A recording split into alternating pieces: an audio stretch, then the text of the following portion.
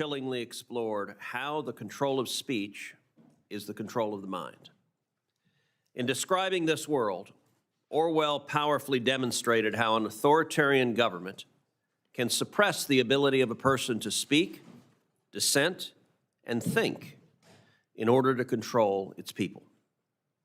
Long before Orwell, our founding fathers recognized this threat as well.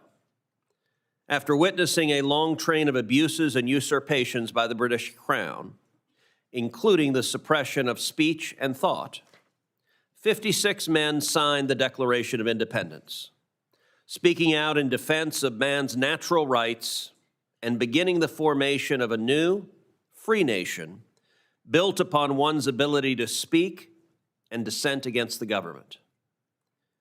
The American founders knew all too well that being unable to speak out against government encroachment of your rights ensures the loss of those rights.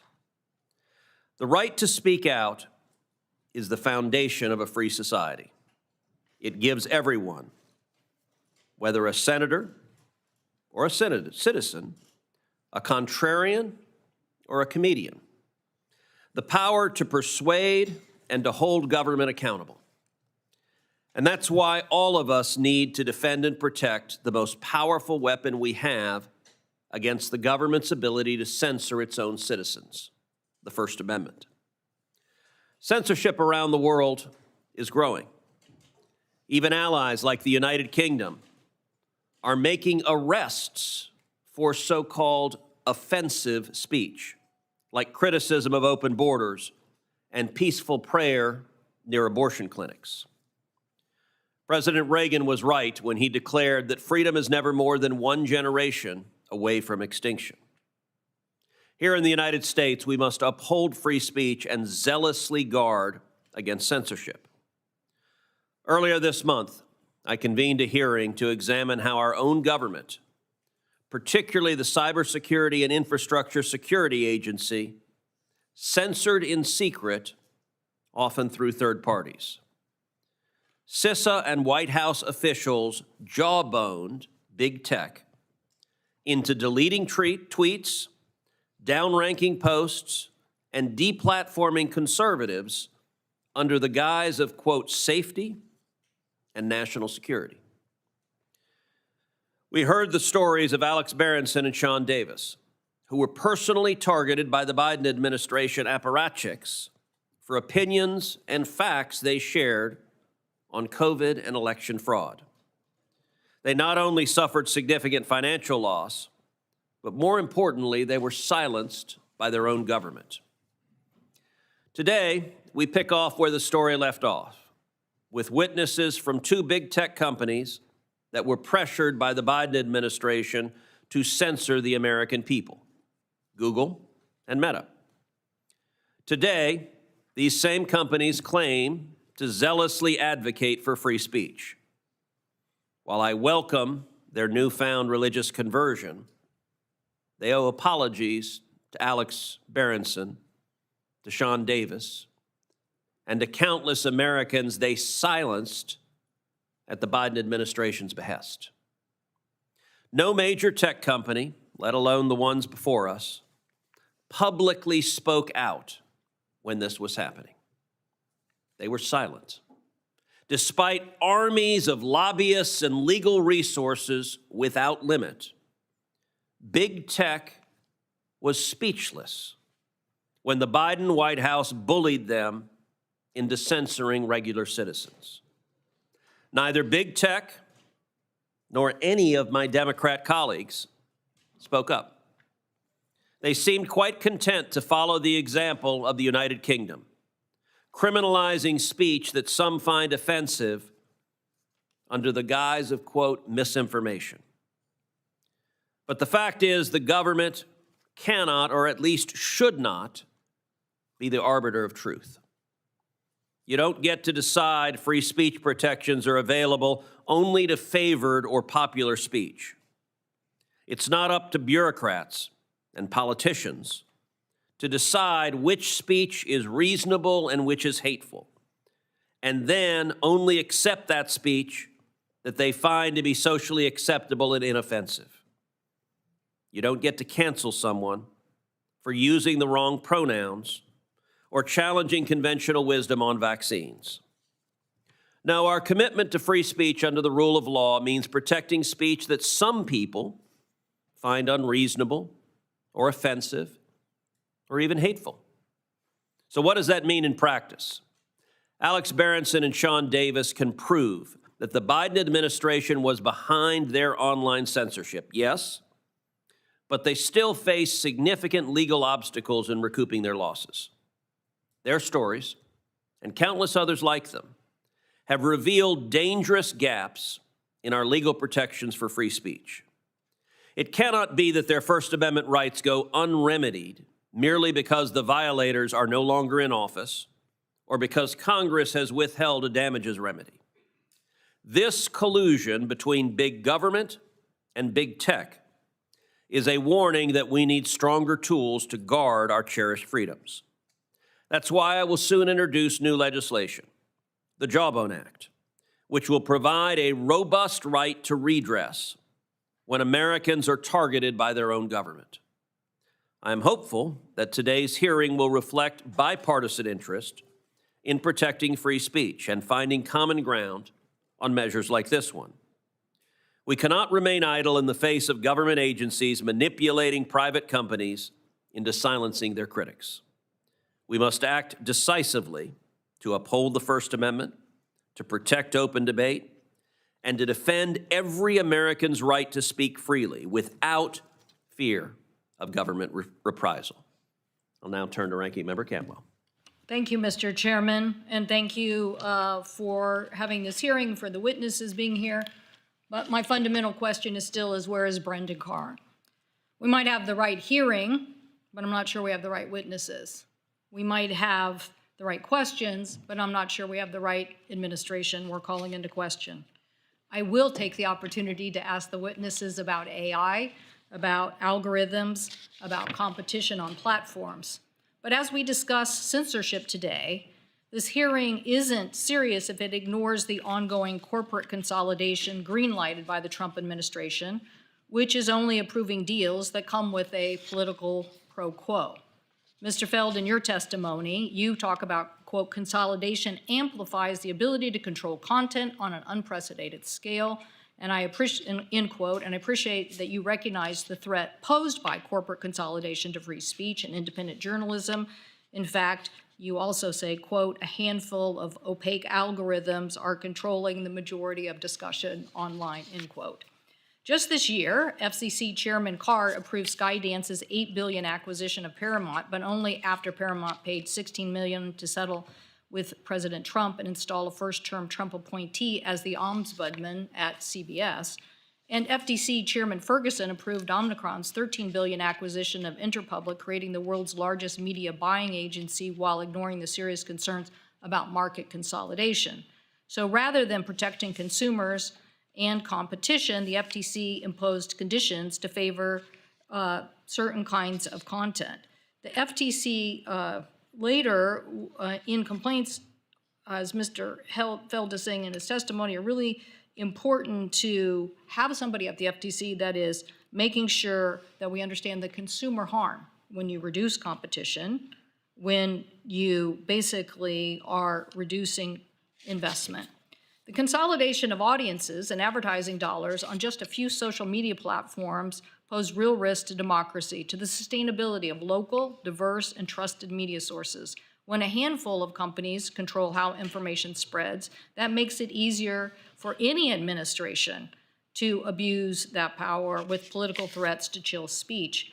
But we've seen both Meta and Google recently reached a $25 million settlement with President Trump. Those settlements raised concerns about the kind of back-channel arrangements that can distort information.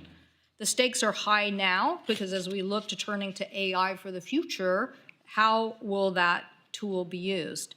A July poll from the Associated Press showed that 60% of Americans use AI to find information. While AI has tremendous power for good, this trend raises concerns over the concentration and monopolization of that information.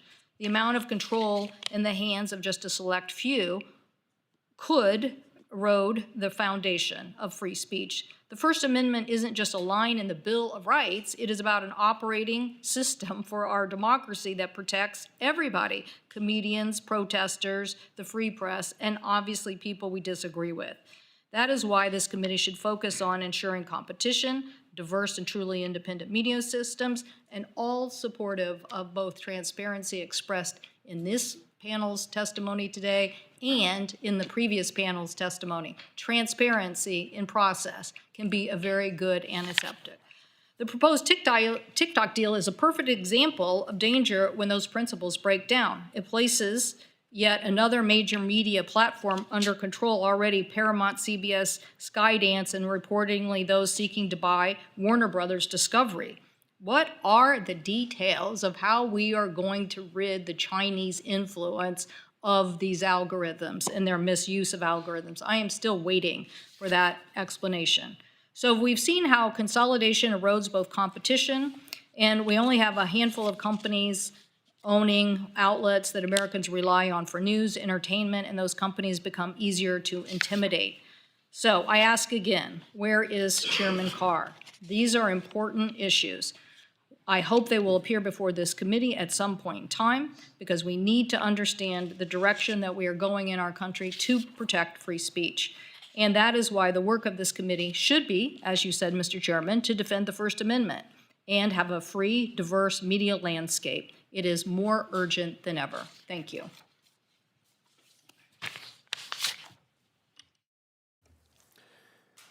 Thank you very much. And I would note the ranking member asked where Brendan Carr is. As she knows, this committee has already announced we will be having oversight hearings, and Brendan Carr will be testifying before this committee. And indeed, in the preceding 2 years, when the Democrats had the majority on this committee, we had precisely 0 oversight hearings of the FCC. We had 0 oversight hearings of the FTC, and I haven't announced it, but we will be having oversight hearings of the FTC as well, because this committee has a responsibility to engage in oversight. And so Mr. Carr will be here, and each member of this committee on both sides of the aisle will be able to question him on any policies or questions they like. Look forward to that date. I now want to introduce our witnesses for today.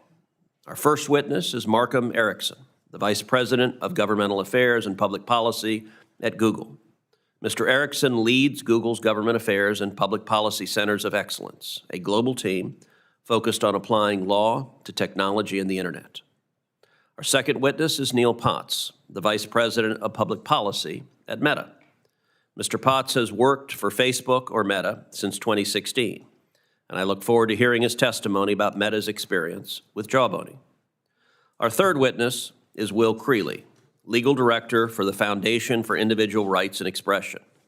His experience advocating for free expression spans 5 presidential administrations, and his writings have been featured in prominent newspapers and Supreme Court briefs. Our final witness is Herald Feld, Senior Vice President of Public Knowledge. Mr. Feld has practiced law for more than 20 years at the intersection of technology, broadband, and media policy. Mr. Erickson, you're recognized for 5 minutes. Chairman Cruz, Ranking Member Cantwell, and members of the committee, thank you for the opportunity to speak with you today. My name is Markham Erickson, and I serve as Vice President of Government Affairs and Public Policy at Google. Google's mission, from its inception to today, has been to organize the world's information and make it universally accessible and useful. Founded in America, we proudly advance this mission around the globe. And while our platforms continue to experience tremendous success worldwide, it's hard to imagine that our story could have begun anywhere else but here in America, where the commitment to freedom of expression is so profound. And yet, even in America, and certainly in many other countries around the world, we often find this commitment challenged by others. We hear from government agencies, legislators, NGOs, academics, and individual users who inform us of content that they believe we should remove, or, on the other hand, content that we have removed that they believe should remain available. This happens across the political spectrum and around the world, and it has for years. It is not new to us. With respect to the governments in countries where we operate, we have a responsibility to engage on this issue just as I am doing here today. While we are a company dedicated to the goal of making the world's information universally accessible, that doesn't mean that we don't have certain rules. Terrorist content, child sexual abuse material, hate speech, and other harmful content have no place on our platforms. To be crystal clear, we develop and enforce our policies independently. That's a right we enjoy in this country as a matter of law, and one we maintain with purpose and determination. We recognize our responsibility, and we have policies against content that we conclude is illegal, offensive, or dangerous. We independently and voluntarily evaluate whether content violates our terms of services and policies, reach our own conclusions, and take enforcement action in accordance with our own determinations. And sometimes that means we tell the government no. During the pandemic, officials in the Biden administration pressed Google to remove certain COVID-19 content on YouTube. Despite this outreach, we continue to develop and enforce our policies independently, rejecting suggestions that did not align with those policies. And today, we exercise this same independence over our policies and products under the current administration and with governments around the world. Outside of the United States, we have fought that fight at breathtaking cost. Multiple governments have shut down access to our services when we would not remove content that complied with our policies. As one example, when Russian authorities ordered YouTube to remove political videos critical of the regime, we refused. The government threatened our employees with jail and fined us. Today, those fines exceed more than the world's GDP, yet we continue to resist. We also recognize that transparency regarding government interactions with companies is essential to foster public trust and uphold the principles of freedom of expression. Google publishes data in our biannual transparency report on government content removal requests. We welcome the committee's consideration of legislation that would create more transparency in how the U.S. government engages with industry. And Chairman Cruz, we support in principle some of the legislative recommendations from your staff in your report. As we make our independent choices about how we moderate content, we recognize that speech is more important than ever. We have to get this right. Think of the sheer scale. Google responds to billions of search queries every day, and over 500 hours of content are uploaded on YouTube every single minute, reflecting the vast proliferation of viewpoints and a range of perspectives. This scale translates to thriving economic growth in the United States. As website publishers and YouTube creators find success, they build businesses, hire employees, and contribute to their communities while creating content for billions of people around the world. The opportunity to help drive a thriving digital ecosystem is only just beginning. The scientific innovations made possible by artificial intelligence are creating a generational technology shift. Google's AI advances in predicting protein structures, for example, have saved at least 400 million years of research and are helping 3 million scientists in 190 countries make progress in addressing things like cancer and malaria.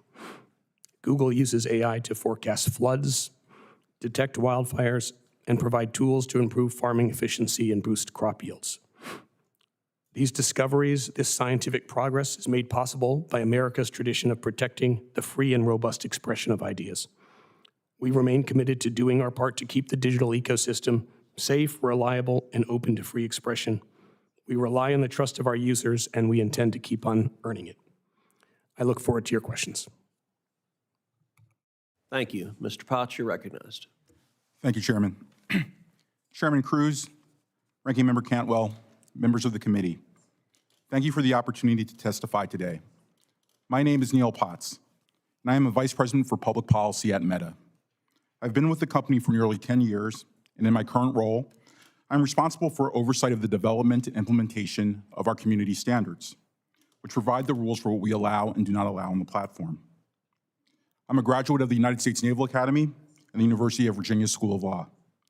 Prior to joining Meta, I worked as a lawyer in private practice and served as a ground intelligence officer in the United States Marine Corps, where I was deployed in support of Operation Enduring Freedom and Operation Iraqi Freedom. At Meta, our mission is to build the future of human connection and the technology that makes it possible.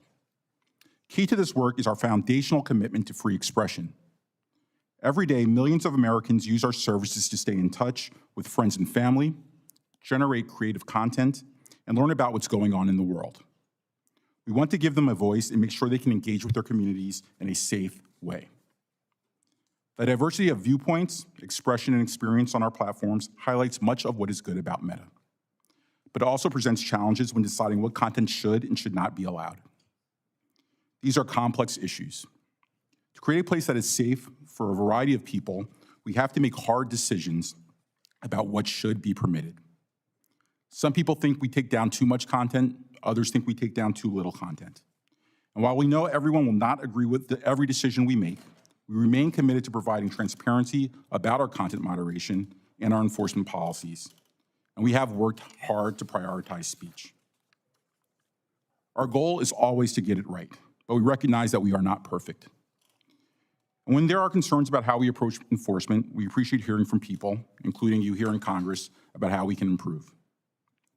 In that spirit, I appreciate the opportunity to share Meta's perspective on communications with government officials. We regularly hear from governments around the world and others with various concerns around public discourse and public safety. And our job, no matter where content reports may come from, is to ensure that we make independent decisions based on our policies. As our CEO has previously acknowledged, in 2021, senior officials from the Biden administration, including the White House, repeatedly pressured our teams for months to censor certain COVID-19 content, including humor and satire. And they expressed a lot of frustration, and our teams did not agree. Ultimately, it was our decision to take down content, and we own those decisions, including COVID-19 related changes we made to enforcement in the wake of that pressure. To be clear, we believe that government pressure was wrong and wish we had been more outspoken about it. We should not compromise our content standards due to pressure from any administration in either direction, and we're ready to push back if something like this happens again. We also work to promote free expression, and to that end, we recently implemented a series of significant changes designed to help bring us back to our roots and allow for more speech. Among other things, we ended our third-party fact-checking program and moved to a community notes model. We got rid of a number of restrictions on topics that are subject to frequent political discourse and debate. We changed how we enforce our policies to reduce mistakes, and we adopted a more personalized approach to political content. These changes, which are described in my written testimony, are an attempt to return to our ideals about free expression.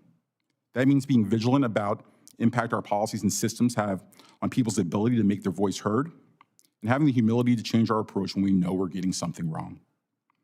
We believe these changes are having a positive impact and look forward to continuing to give people voice across our platforms. Senator, Ranking Member, thank you again, and I welcome your questions. Thank you. Mr. Creeley, you're recognized. Chairman Cruz, Ranking Member Cantwell, and honorable members of the committee. Good morning, and thank you for the opportunity to testify today. My name is Will Creeley, and I'm the legal director of FIRE, the Foundation for Individual Rights and Expression, a nonpartisan nonprofit dedicated to defending the rights of all Americans to free speech and free thought, the essential qualities of liberty. I've spent nearly 20 years defending the First Amendment rights of speakers from every point on the ideological spectrum. At FIRE, we have one rule: if it's protected, we'll defend it. Typically, the censorship we fight is straightforward. The government punishes a speaker for saying things the government doesn't like. That's a classic First Amendment violation, a fastball down the middle. Unfortunately, that kind of textbook censorship isn't the only way government actors silence disfavored or dissenting speech. Far too often, government officials from both sides of the partisan divide engage in jawboning. That is, they abuse the actual or perceived power of their office to threaten, bully, or coerce others into censoring speech. This indirect censorship violates the First Amendment just as surely as direct suppression. This isn't new law. The First Amendment's prohibition against coerced censorship dates back decades to the Supreme Court's 1963 ruling in Bantam Books versus Sullivan. In that case, the court confronted a Rhode Island state commission that sent threatening letters, quote, phrased virtually as orders, to booksellers distributing, quote, objectionable titles, with follow-up visits from police to ensure the message had been received. The court held the commission's operation was, quote, in fact, a scheme of state censorship effectuated by extra-legal sanctions. They acted as an agency not to advise, but to suppress. And in the decades since, courts have consistently heeded Bantam Books' call to, quote, look through forms to the substance of censorship and to remain vigilant against both formal and informal schemes to silence speech. But government officials regularly abuse their power to silence others, so the lesson of Bantam Books bears repeating. And in deciding National Rifle Association versus Volo last year, the Supreme Court emphatically and unanimously reaffirmed it. In Volo, New York State officials punished the NRA for its views on gun rights by threatening regulatory enforcement against insurance companies that did business with the group and offering leniency to those who stopped. New York's backdoor censorship was successful and likely unlawful. This regulatory carrot and stick approach was designed to chill speech, and the court reiterated that, quote, a government official cannot do indirectly what she is barred from doing directly. A government official cannot coerce a private party to punish or suppress disfavored speech on her behalf. To be sure, the government may speak for itself, and the public has an interest in hearing from it, but it may not wield that power to censor. As Judge Richard Posner put it, the government is, quote, entitled to what it wants to say, but only within limits. Under no circumstances may our public servants, quote, employ threats to squelch the free speech of private citizens. So the law is clear. Government actors cannot silence a speaker by threatening, quote, we can do this the easy way or we can do this the hard way, as the chairman of the Federal Communications Commission did last month. Nevertheless, recent examples of jawboning abound against private broadcasters, private universities, private social media platforms, and more. The First Amendment does not abide mob tactics. Despite the clarity of the law, fighting back against jawboning is difficult. Targeted speakers can't sue federal officials for monetary damages for First Amendment violations, removing a powerful deterrent. And as a practical matter, informal censorship is often invisible to those silenced. That's particularly true in the context of social media platforms, as demonstrated by another recent Supreme Court case, Murphy v. Missouri. Murphy involved coercive demands by Biden administration officials to social media platforms about posts related to COVID-19, vaccines, elections, and other subjects, resulting in the suppression of speech the administration opposed. But the court held the plaintiffs lacked standing to sue because the causal link between their deleted posts and the administration's pressure wasn't sufficiently clear. Murphy illustrates a severe information disparity. Users whose speech is suppressed have no way to know if the government actors put their thumb on the scale. Only the government and the platforms have that knowledge, and usually neither wants to share it. That's why FIRE authored model legislation that would require the government to disclose communications between federal agencies and social media companies regarding content published on its platform, with limited exceptions. Transparency is not enough. Federal officials must be meaningfully deterred from jawboning and held accountable when they do. Jawboning betrays our national commitment to freedom of expression. Congress should take action to stop it. Thank you for your time. I welcome your questions. Thank you, Mr. Feld. You're recognized. Chairman Cruz, Ranking Member Cantwell, thank you for inviting me to testify here today. At the heart of this hearing lies one of the most important questions for democracy. When does the normal functioning of a federal agency cross the line into impermissible coercion? When does the bully pulpit become jawboning? This clearly depends on context. It would be a shame if something happened to your business sounds very different coming from an insurance broker than from a mobster. The Supreme Court has provided us with some guidance. For government interaction to be considered an impermissible coercive act rather than a permissible act of persuasion, several conditions must exist. First, it must be a government contact, not interaction between private citizens or advocacy groups. Research by academics, calls by advocates to boycott companies or products can never, under the First Amendment, qualify as jawboning. To the contrary, such activities are political speech the First Amendment protects from government retaliation. Second, the government agency or official must have actual power to punish or reward the speaker. And finally, there must be sufficient evidence that the government agency or official has genuine intent to use that power. It is the uncertainty around the last two criteria that often make it difficult to tell when permissible persuasion and use of the bully pulpit cross the line. Unfortunately, whatever one thinks happened in the past, we live in a present that leaves no doubt that jawboning is occurring regularly. And whatever one's political party, members of Congress must join together to protect the fundamental freedom of speech to which our democracy depends. To illustrate my point, I want to contrast the first Trump administration with today. President Trump is a master of the bully pulpit. During his first administration, he would complain about what he felt was one-sided news coverage or unfair mockery. He called for NBC to lose its license, but then FCC Chair Ajit Pai took no action on these threats. When asked, Pai would point to John F. Kennedy calling his FCC chair, Newt Minow, to demand similar punishment of his critics. Without saying so directly, Pai made it clear that presidents have the bully pulpit, but agency heads must stay independent and follow the law. As we have seen, however, the current FCC chair, Brendan Carr, feels differently. Rather than act as a firewall between the president and the use of government coercion, Carr has sacrificed the independence of the agency and repeatedly used the very real power of the FCC over licensees to meddle in content decisions that past FCC chairs of both parties have considered off limits. Most recently, he famously told Disney and its affiliates that they should remove Jimmy Kimmel, whom the president had repeatedly said through his social media account should be fired, the easy way or the hard way. Nor is this the only example where traditionally independent agencies, such as the Federal Trade Commission, have acted to punish those critical of the president or his policies. Indeed, it is not simply the acts of these agency heads, but the combination of multiple actions across multiple agencies that make the threat of government retaliation very real. Fortunately, Chairman Cruz has shown us what needs to be done to stop jawboning. Congress must act as individuals and collectively, without regard to party or partisanship, to draw clear lines in the sand. The first step is a willingness to call out such behavior. Chairman Cruz's rebuke of Chairman Carr for using language right out of Goodfellas is a model of standing for principle when called for. Additionally, members must work to restore the independence of agencies and to set clear limits on the power of agencies to meddle in matters protected by the First Amendment. Unfortunately, the Supreme Court appears poised to eliminate the power of Congress to protect agency independence by preventing the president from firing commission members. But Congress can pass legislation to promote transparency and make it easier for those threatened to defend themselves in court. Such legislation, however, must be carefully crafted to avoid interfering with the legitimate contacts between government and companies or creating a disincentive to necessary oversight and enforcement. Finally, Congress must address the concentration of ownership in both legacy media and digital platforms.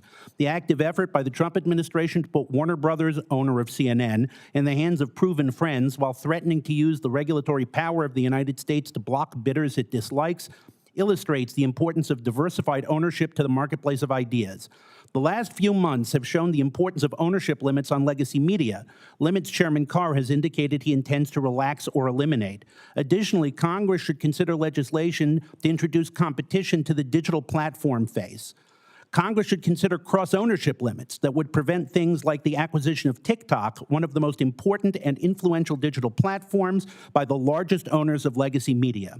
This concentration makes it easy for this administration or any future administration to monopolize the marketplace of ideas to the detriment of us all. Thank you, and I am happy to answer any questions. Thank you, Mr. Feld, and thank you to each of the witnesses for being here today. I want to start with Mr. Potts and Mr. Erickson. Do you agree that the Biden administration pressured or threatened your companies to censor lawful content that the administration opposed? And were these actions to pressure you to censor content inappropriate and wrong? Mr. Potts. Senator, as our CEO has said, we did feel pressure from the Biden administration to censor content related to COVID-19, and we do agree that pressure from any administration would be wrong. Thank you. Mr. Erickson. Mr. Chairman, the Biden administration did press us to take action with regard to certain COVID-19 information that they thought should be taken down. But as Chairman Jordan's report indicates, we made our decisions independently and would often say no when we were pressed by the administration. Mr. Potts, does Meta regret its actions and for not speaking out at the time against the Biden administration? Senator, we do regret our actions for not speaking out more forcefully against the Biden administration.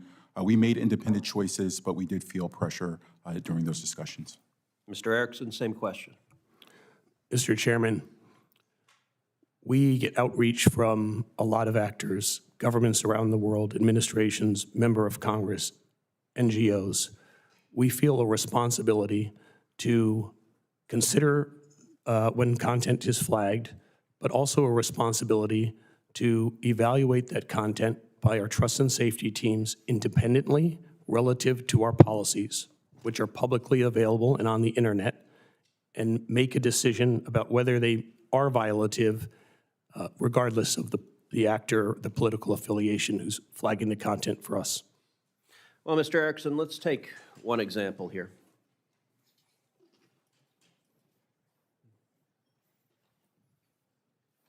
So this is a post,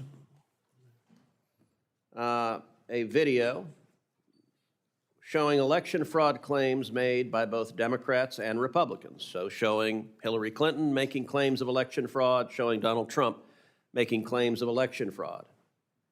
And YouTube deleted it, blocked it, gave the creator a strike, a step towards deleting his entire channel. Why would you remove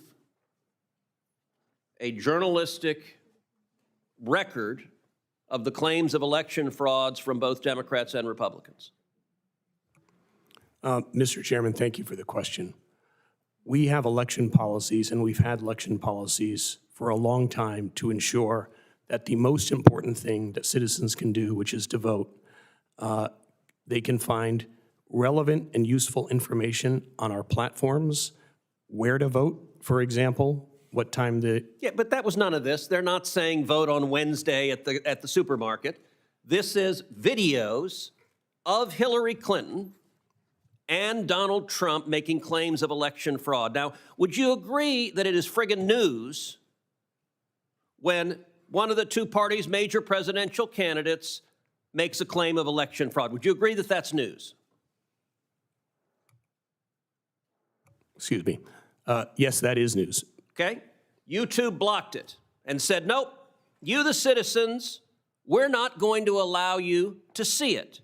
And by the way, then YouTube reversed that decision and unblocked it. And you can see on the right, instead you decided not to block it, but simply to demonetize it. It is Google's testimony that you regret nothing. Is that right? Mr. Chairman, during the 2020 election, after the states had certified the election, we did adopt a policy that on YouTube that took down content that claimed there was widespread fraud or errors or glitches in the election because the election at that point had been certified. And what our trust and safety teams do is... So hold on a second. You're taking the position, if anyone argues there's fraud, if anyone lays out claims, if anyone lays out evidence, the omnipotent Google in the sky will say, no, you stupid citizens, you don't get to hear this. Is that your position? Respectfully, no, Mr. Chairman. As Mr. Feld pointed out, that in the context of the 2020 election, after the states had certified the election, we took the posture, our trust and safety teams, that claims of widespread fraud should be taken, there should be action taken against those. But when the chance of real-world harm had dissipated, we removed that policy to allow our aperture Mr. to Erickson, open. do you know what company's employees were the single largest donors to the Hillary Clinton for President campaign? No, Senator. That would be Alphabet, the parent company of your company. And yet, you're taking down evidence of even what Hillary Clinton, the candidate that your employees gave more money to than any company in America. How does that make any sense? Mr. Chairman, we have policies in place to ensure that no one can manipulate. So why did YouTube reverse its policies and put up a bunch of accounts you'd taken down? So, Senator, after the opportunity for real-world harm had dissipated, our trust and safety teams believed it was appropriate at that point to open the aperture and allow for a more robust discussion about potential. Mr. Erickson, you're sitting next to the representative from Meta. If Facebook can say they regret giving in to the Biden administration's pressure, why is that so difficult for Google to say? Well, Senator, we're very proud that we made our decisions independently. So no and mistakes, free from no political mistakes affiliation. whatsoever. Google never apologizes, no regrets. You have the power, and to hell with anyone that views it differently? Senator, no. I'm not saying that. But you're not going to apologize or express regret for anything? We make mistakes. Name one. We make those mistakes, Senator. Name one. Like you're saying, was this a mistake, yes or no?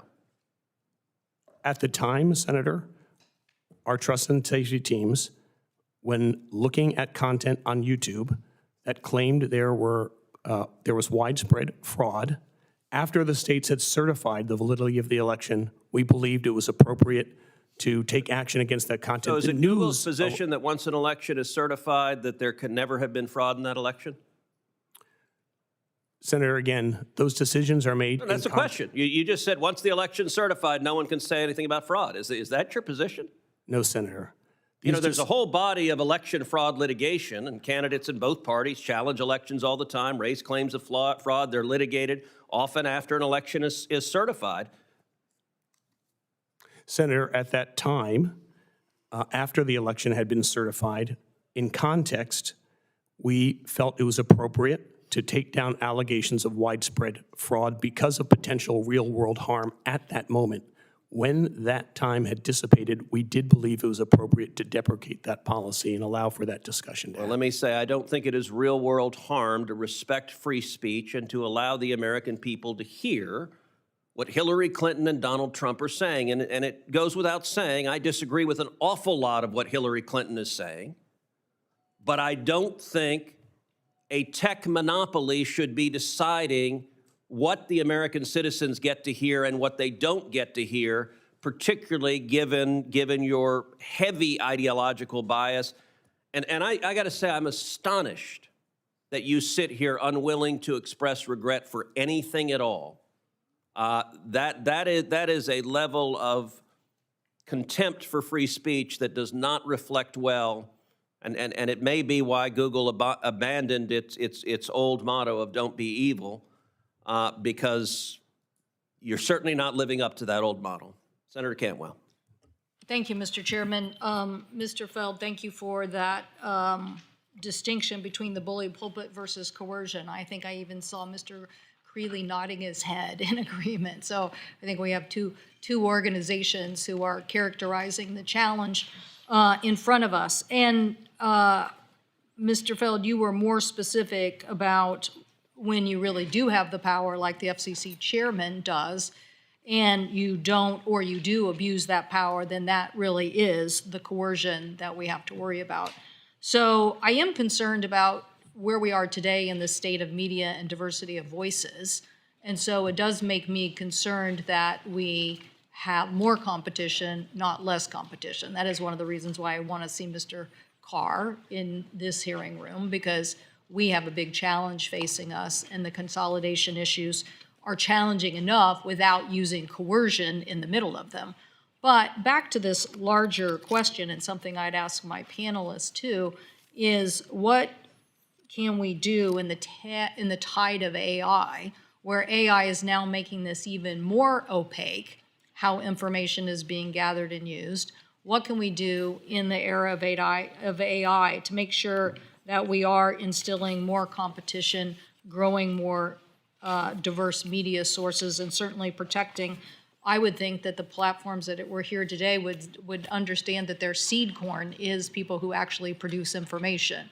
How can you continue to have information if you don't have information publishing sources? So, Mr. Feld, what do we need to do to preserve that model? Thank you, Senator. We agree that competition in AI is a critically important question, particularly given that the natural network effects and the access to information that giant companies have as compared to startups in this situation create an environment in which natural monopolies or natural oligopolies would emerge.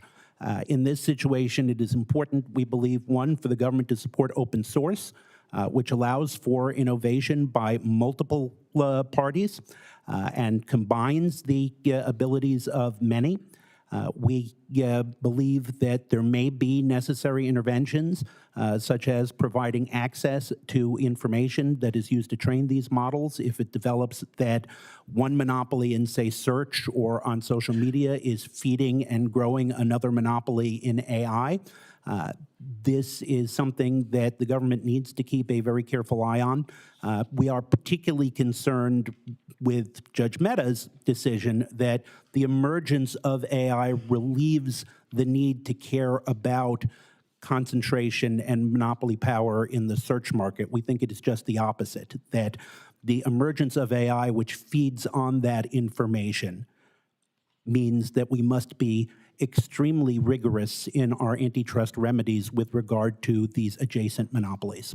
Well, I think in Senator Blackburn and I's provenance model, you would know where the content was created, and you could follow that and demand compensation. In a search AI world, it becomes more opaque as to what information was gathered, and so it becomes even more important, I think, for us to get this right. Mr. Potts, Mr. Erickson, we've had in the last, since 2005, 127 newspapers closed last year alone, but 1/3 of newspapers.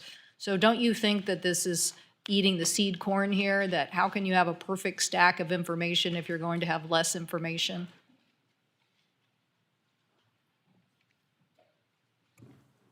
Senator, happy to take that question first.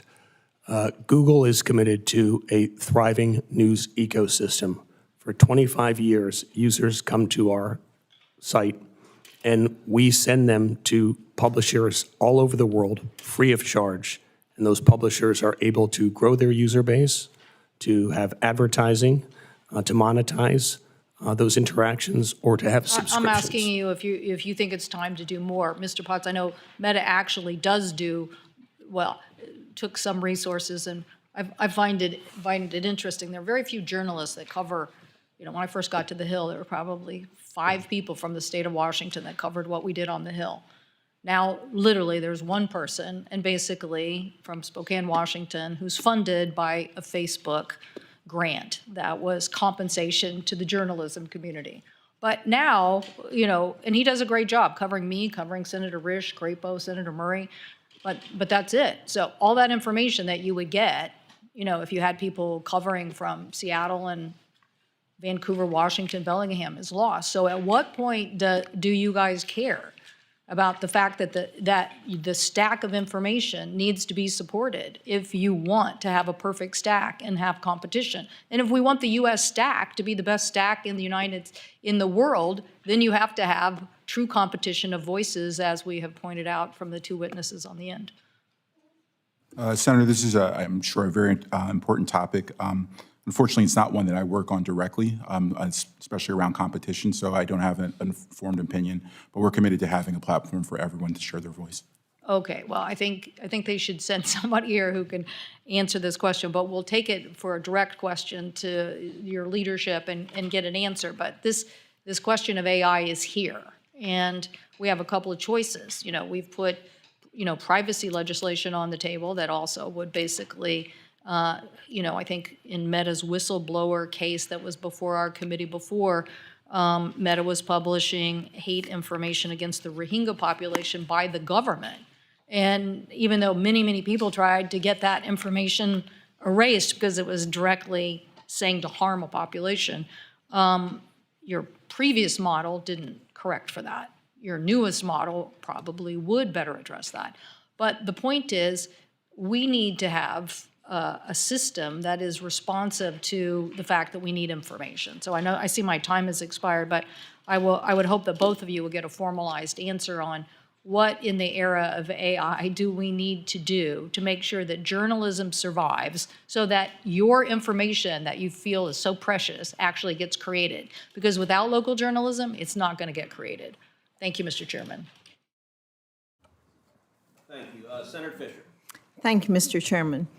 At our first hearing in this series, we heard from conservative users who were deplatformed by social media companies.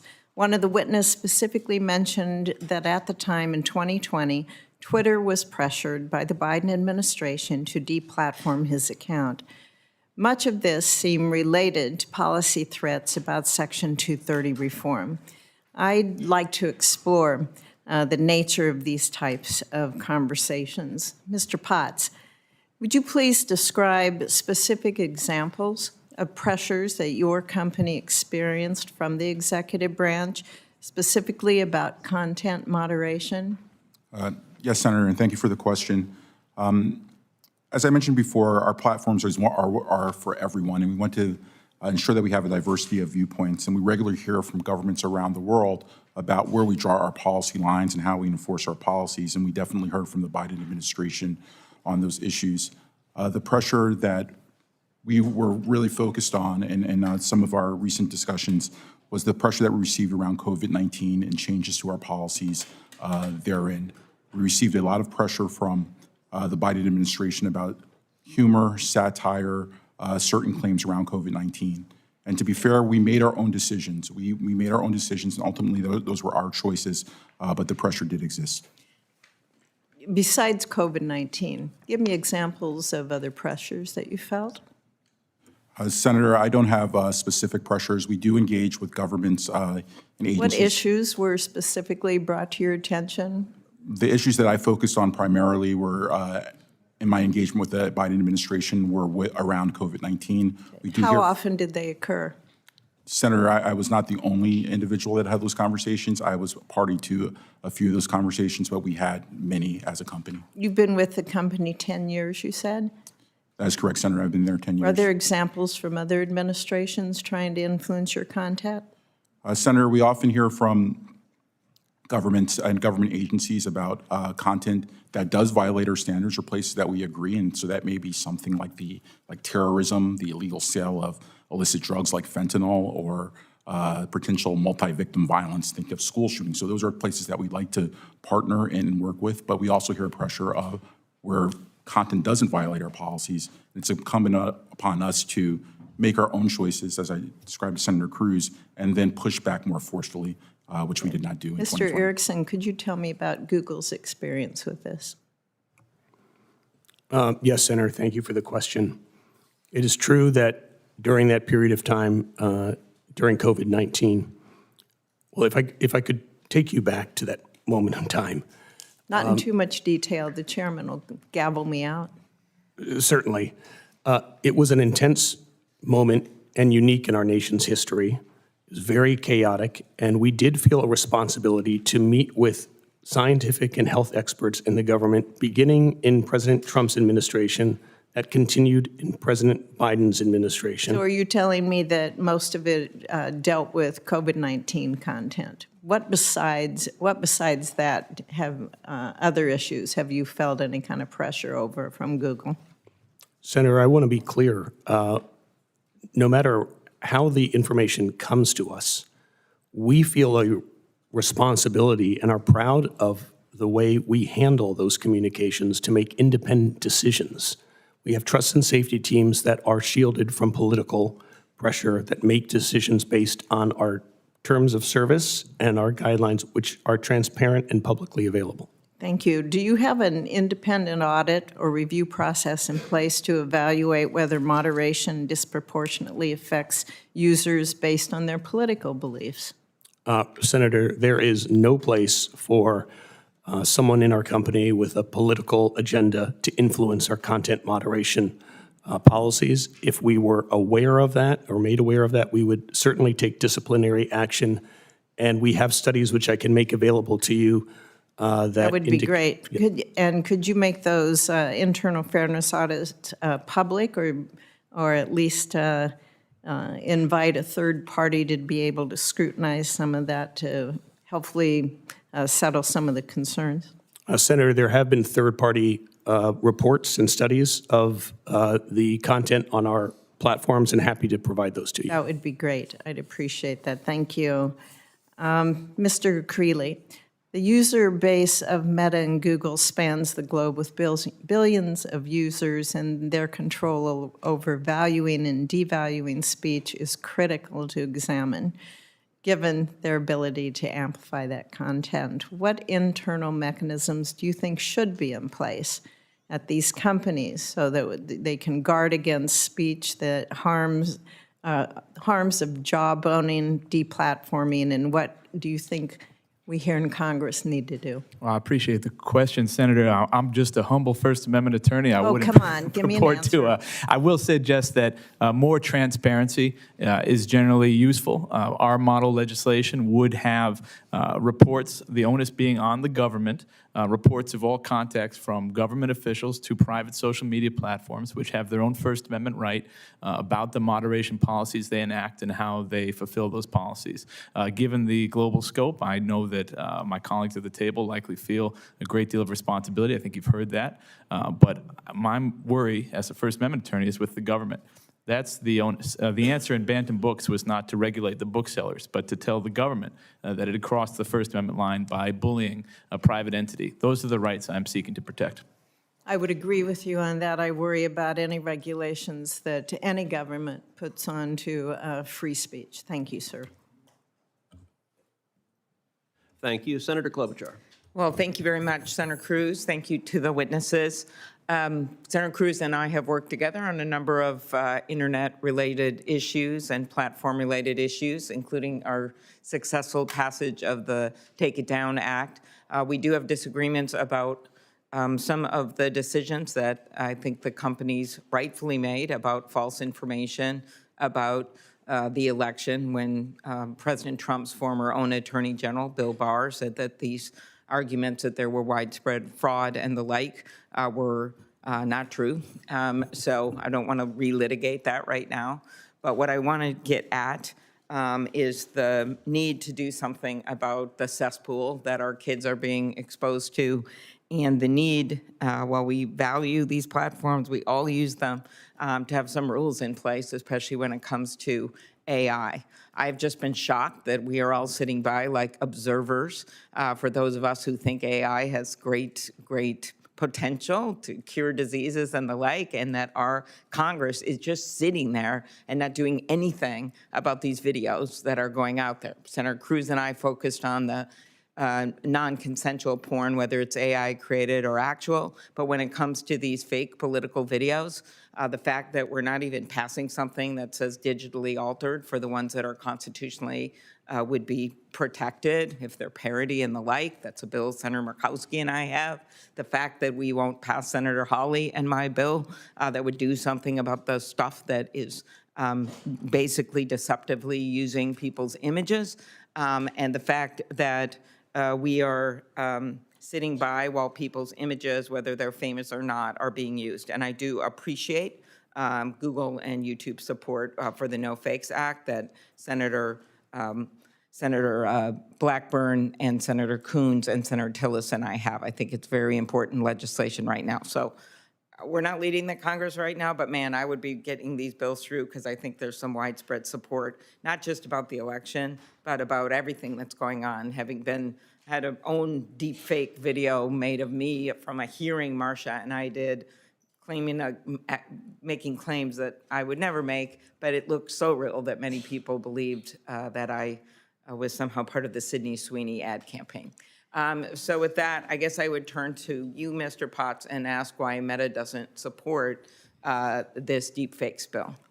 Senator, thank you for the question, and it's a very important topic. And to be clear, we do support labeling, and we want people to know when posts that they are seeing have been made with AI.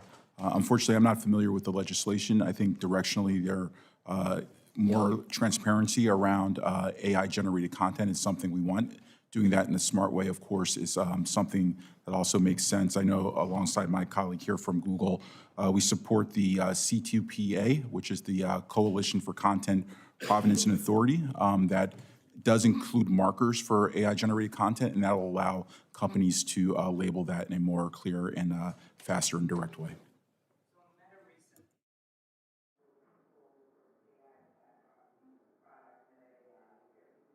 Researchers raised concerns that the teen account safeguards you rolled out last year haven't protected teens. Nearly 60% of teens ages 13 to 15 reported encountering unsafe content, unwanted messages on Instagram in the last 6 months. What have you done differently to ensure that Meta AI teen safeguards actually work? And last month, Senator Blackburn, who I see is here, and I, as I noted, held this hearing, and we heard from 2 whistleblowers who told us that Meta repeatedly suppressed and altered VR youth safety research. Will you commit to sharing with me additional information on what research was conducted pre-launch to ensure that the new parental controls are effective?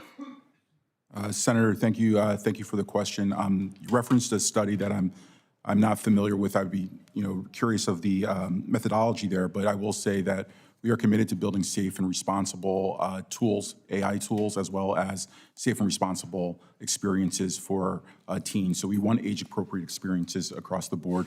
I think your follow-up question was, would we commit to sharing research? I know that my teams have been in contact with you, working in discussion, and we're happy to continue this conversation.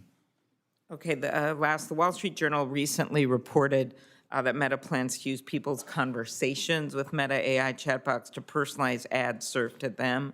I find this concerning.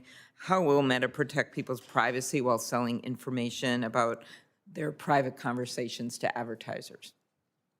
Senator, we will remain committed to investing heavily in safety, heavily in privacy, making good policy, and having the necessary safeguards. I'm not familiar with the Wall Street Journal article that you're referencing, but I'm happy to have the team follow up. Okay.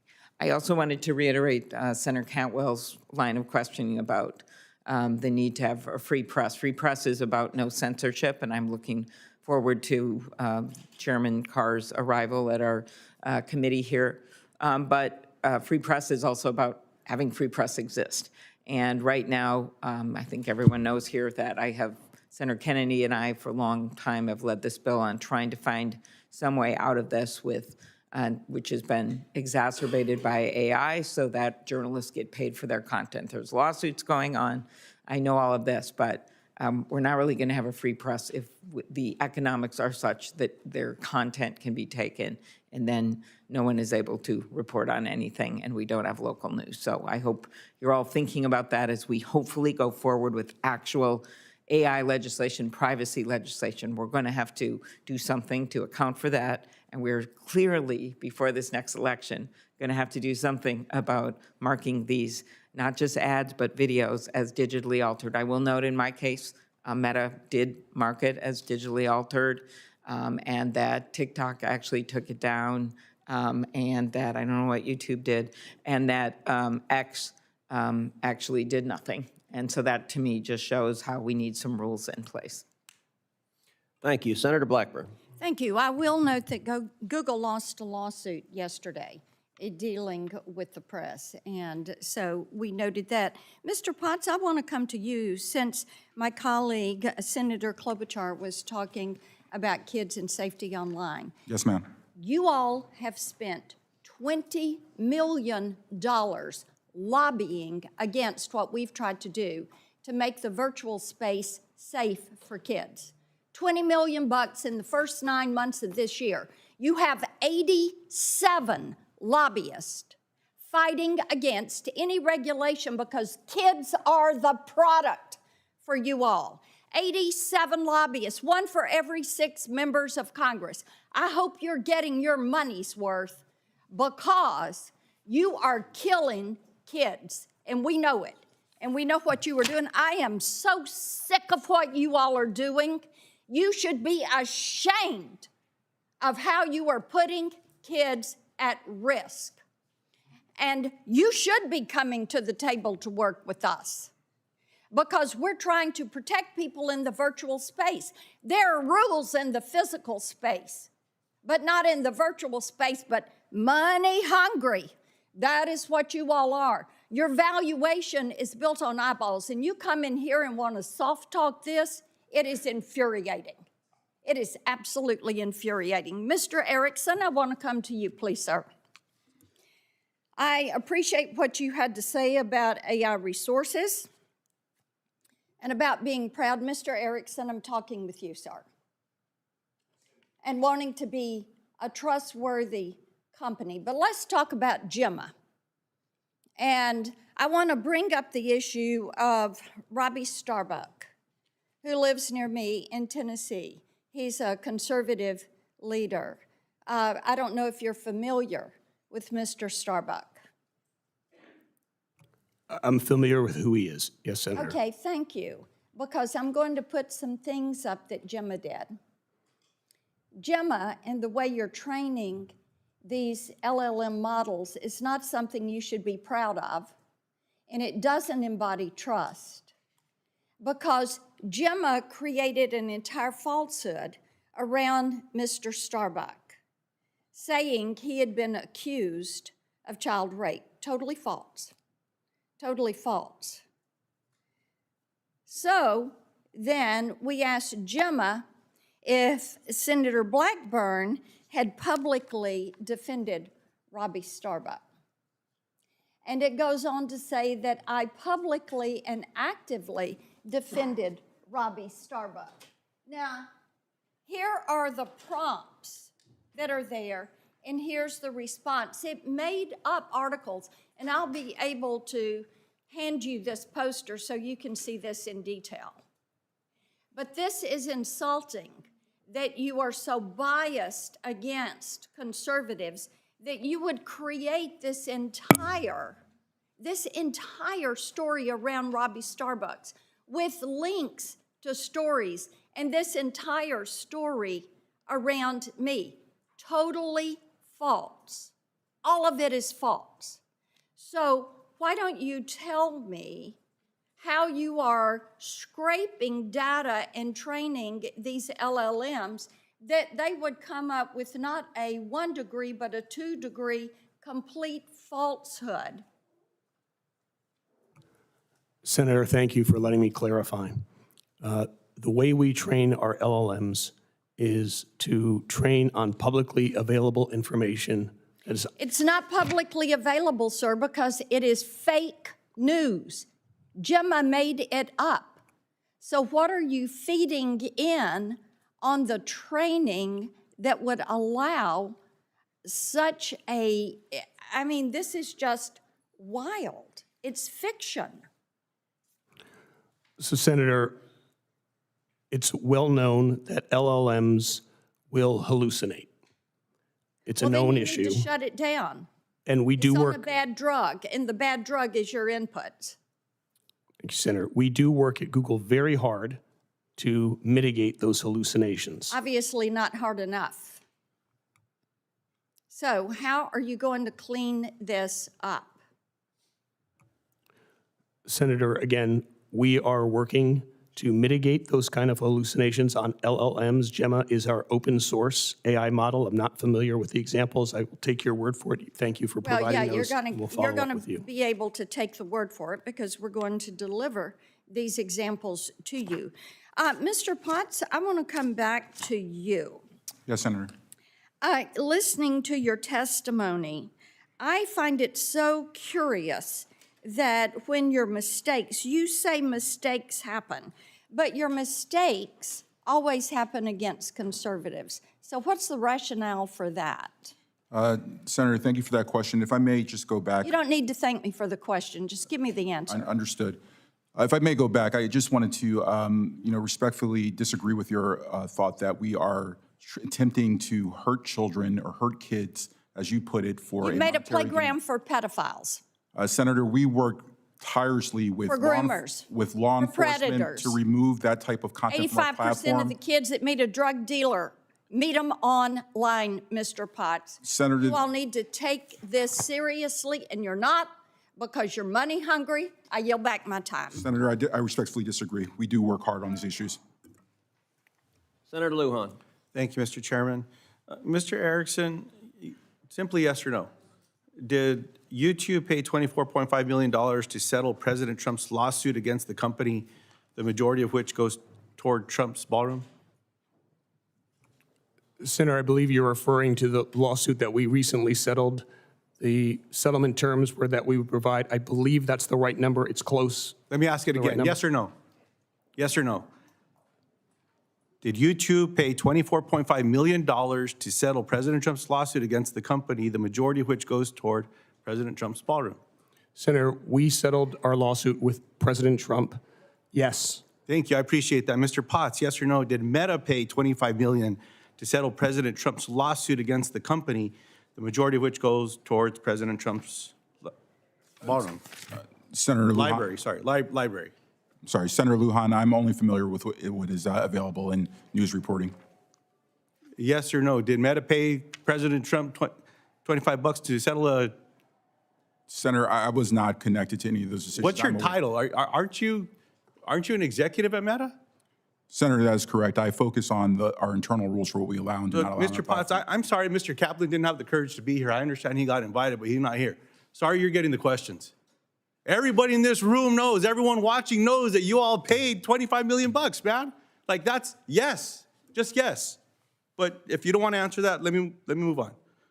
Now, did President Trump say that Mr. Zuckerberg might need to spend his life in prison in his book that was released in 2024? Do you know the answer to that, or I need to get you a copy of the book? Senator, I'm aware of that statement. Yes, before the 2024 election. So both of these lawsuits were originally brought in 2021, sat in courts for 4 years before they were settled, and President Trump's lawyers knew they didn't have a case and that your companies would settle due to the potential for regulatory retaliation. This has been written about a lot. In fact, President Trump's attorney stated, quote, if he had not been reelected, we would have been in court for 1,000 years. It was his reelection that made the difference. So while these payments or settlements or whatever, these feel like shakedowns to me. And I certainly hope that regardless of who the president is, whatever's going on here, once we get past this in a few years, that we can all have a conversation and just say, hey, this isn't okay. So the question that I have, Mr. Potts, that I thought I was going to get to ask Mr. Kaplan, you may remember you and I met in April to discuss Meta's new content moderation.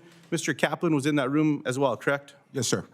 Now, let's talk about the lead up to some of these changes. First, President Trump threatened Meta CEO Zuckerberg with life in prison.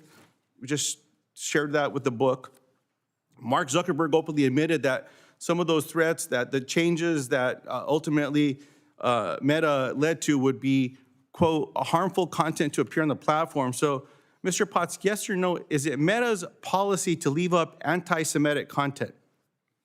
Senator, no, we have strong policies that remove content when someone is targeted based off of their religion, their ethnicity, their nationality. Since the changes were announced, there have been nearly 5-fold increase in anti-Semitic behavior on your platforms. Are you aware of that? Senator, I'm not familiar with that study or the methodology behind the study. Mr. Potts, why does Meta leave up a statement that says, go back to your gas chamber when it relates to anti-Semitism? Senator, that content should be removed. I have another one. Surprise, surprise. I hope someone videos when the ovens go back on. Should that one be taken down? Senator, if I may, that content should be taken down. Okay, let me ask you another one. Bring back the Austrian painter. Should that one be taken down? Senator, often content in the context is hard to identify. Well, Mr. Potts, I got one more. That content should be taken down. Thank you. Y'all deserve all the terrorism. Should that be taken down? Senator, I don't know the context. Okay, well, I appreciate your response on the other ones that it should be taken down. My question is this: can you explain to me why the statements were found to be non-violative why they were not found to be non-violative after they were reported twice already to the company? Senator, I know we have engaged with your office on some of these issues, and we have removed content when it has come to our attention. We do make mistakes. I've been fairly clear that we are not perfect in our execution, but we do have strong policies. Well, now you know, and now everyone at the company that's watching this knows. Because to my colleagues, I asked Mr. Kaplan this question when we were in my office, and we're told, no, we take stuff down or we don't. So I just hope that as we lean in, and if it's private conversations that everyone has, take this shit down, plain and simple. Just let's be on the up and up here. And then look, the last thing I want to say here is I want to commend Senator Moreno. I want to commend Senator Cruz. I want to commend Senator Cornyn, because Google, you all decided to put Spanish language media, Univision and Telemundo, behind a paywall. I don't know if you realize that. This is a bipartisan issue that we're raising here. Does Google plan to change this? Senator, thank you for the question. It is not true that we put Univision behind a paywall. Univision is available for free on YouTube. They are a creator partner of ours. They have millions of viewers. We also make the Univision app available in our Play Store to download for free. I believe the issue you're talking about is with YouTube TV, which is our virtual MVPD. It's a virtual cable company. And when those carriage negotiations are up for renewal, like every cable company and network, there is an arm's length discussion and negotiation over the terms for carriage. We were not able to reach mutually acceptable terms. All right, Mr. Erickson, you got a bipartisan crew of folks over here standing together on this issue. I certainly hope that as all the smarter lawyers and all the people that are arm's length that are listening to this right now get a chance to fix this, they fix this. We all want this done.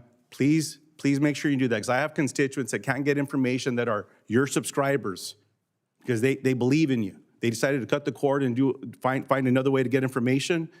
But if there's an emergency, man, we have a problem. So I certainly hope that we can work together and find a resolution to this. I appreciate the time, Mr. Chairman. I yield back.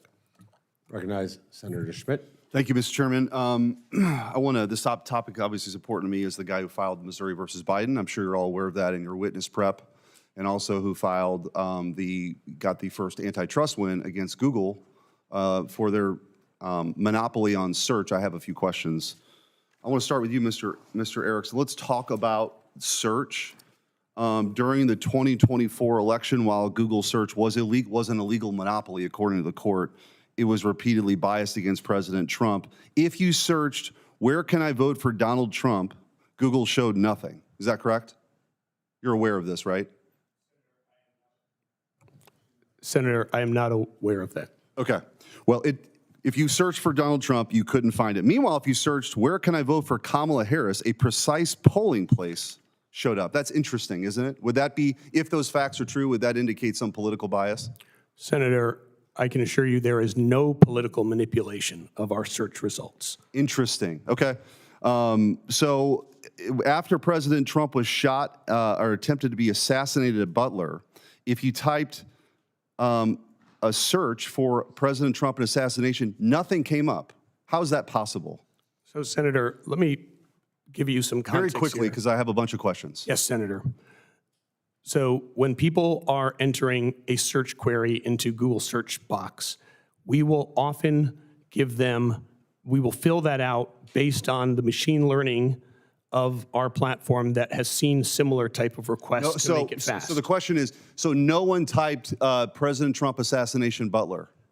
Senator, the reason that didn't appear for a short period of time was it would have been irresponsible for us to, before that event I thought you might say that. That is not true for other assassination attempts, including Charlie Kirk. So I also want to ask you, when you type in President Donald, Google would prompt you to President Donald Duck or President Donald Reagan, not President Trump, in the lead up to the 2024 election. Is that just a coincidence? Senator, we are very proud that Google Search is the most trusted platform for information. Well, you have a monopoly. That's why. It's not because of what you're doing, because there's political bias. Let's talk about that for a second. Was George Washington black? No, Senator. Okay, why did on your AI, why did it pop up on Gemini? Why did the image of the black George Washington pop up? Apologies, Senator, that was an early version of Gemini. When that happened, that was a mistake. We took down the product. We put teams in place to fix that mistake, and we set up internal processes to ensure that it wouldn't happen again, and did not release that product until we were satisfied. Well, okay. Well, according to a Hoover Institute study, you haven't fixed the underlying issue of the woke AI. You haven't. You may have fixed the fact that obviously George Washington wasn't black, but you still have a woke backbone to Gemini.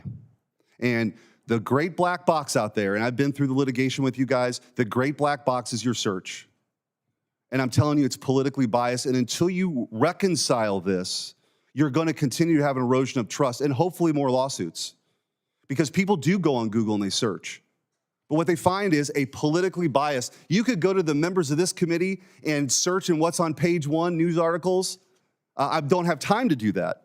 But it's astounding. It is astounding, and the difference between R's and D's is real. Mr. Erickson, I want to ask you, was your testimony, actually, I want to, well, let's stay with you. So Google recently sent a letter to Congressman Jordan explaining that the Biden administration tried to coerce Google, but you found it unacceptable and you didn't. So when Rob Flaherty, the deputy comms director for the White House, who's infamous for saying, "Are you guys effing serious? I want an answer on what happened here, and I want it today." Not to you guys, but during the height of the insanity. So you guys didn't succumb to any of that pressure from the White House to censor speech. Senator, when we get communications from the Biden administration or the Trump administration or any government entity around the world, our trust and safety teams apply our terms of service and guidelines independently. So, okay, so it was your decision to ban Dan Bongino on YouTube. It was your decision to ban RFK Jr. on YouTube. That was your decision alone, correct? Yes or no, please? Senator, I'm not familiar with those specific You can't have it both ways. You can't have it both. Dr. Jay Bhattacharya, who's now the NIH director, you banned content from him because he said masks were ineffective for kids. You were banning the hell out of conservatives left and right in that time period. So that's on you, I guess. You didn't succumb to the pressure, but Facebook did. Facebook did, and a Facebook employee, Mr. Potts, I want to ask you, in July of 2021, in addition to Mark Zuckerberg admitting it, your testimony is interesting because your testimony today was that these were our decisions, no pressure. That's not what your CEO said. And maybe that's a litigation strategy because that case is still ongoing. I don't know. But you have emails from employees saying, because we were under pressure from the administration and others to do more, I was part of the MORE package. We removed 4 claims that multiple fact checkers labeled as false, even though we didn't have a harm assessment. We shouldn't have done that. You could go through emails that were uncovered in discovery. You could go through the letter from Mark Zuckerberg. You clearly were coerced by the Biden administration, but your testimony today is that's actually not true now, that these were all done in your own volition. Is that accurate? Which one is it? Senator, I can't, I'm sorry, my eyesight isn't strong enough to make out that note. And I hate to speculate what perhaps potentially my colleague meant. However, well, Mark Zuckerberg's letter to Jim Jordan said, we were, quote, repeatedly pressured to censor certain COVID-19 content. Quote, the government pressure was wrong, and I regret we didn't do more and we were not more outspoken. That is correct. That is so that your testimony is that you were coerced by the Biden administration. Is that accurate? Senator, if I can add a bit of nuance here. We felt pressure from the Biden administration. We ultimately made those decisions of our own volition. We had our policies. We made those decisions. In hindsight, would we have made different choices with all the information we have today? I am sure we would make different choices. Well, in closing, forgive me if the fact that the Biden administration wasn't threatening Section 230 protections they were threatening those protections to go away. They were threatening investigations. So the idea that you guys didn't succumb to pressure from the White House to censor exclusively conservatives and COVID-19 content is laughable. But thank you, I'm out of time. Senator Rosen? Thank you, Mr. Chairman. Appreciate this hearing today. And while I fundamentally agree that this committee must examine the state of free speech in the U.S., today's hearing, once again, misses the mark. This is now the second hearing to focus on accusations from years ago, rather than the near-constant attacks the Trump administration has leveled against free speech rights today. Today, right here, right now, today. We still have not had Brendan Carr come to testify after his threats to revoke broadcast licenses in response to jokes made by a comedian, Jimmy Kimmel, on his show. The chairman has failed to invite any witnesses that speak to the threats that we face today. Not in the past, but today. No one from the now defunct Pentagon press corps who were told their choices were to publish only government-approved information or lose their credentials. Where's the oversight there? No one from universities losing routine grant funding because they won't adopt the administration's preferred speech policies. Where's the First Amendment there? Democracies cannot exist without people having the right to oppose their government actions and speak their mind. And that is what we need this committee to focus on, the point that free speech is the fundamental bedrock of our democracy, whether we agree with it or not. And that's the hearing I wish we were having today. But since it isn't, I will turn to my questions and start with the Pentagon Press Corps, because earlier this month, Secretary of Defense Pete Hegseth issued new rules for the Pentagon Press Corps, requiring them to seek approval from the department itself before publishing any news. The public doesn't have a right to know what's happening in our Defense Department, because reporting on the Pentagon is essential, especially given this administration's repeated failure to seek constitutionally required approval from Congress on matters of war. It's constitutionally required approval from Congress. I commend the outlets that rejected the loyalty pledge and were therefore denied credentials. We've seen agencies across the Trump administration try to force private organizations, educational institutions, journalists, and others to sign loyalty pledges, essentially agreeing to silence themselves in order to gain access to basic government services, to federal funding, or the ability to report on the actions of our government. So this is a clear threat to the First Amendment.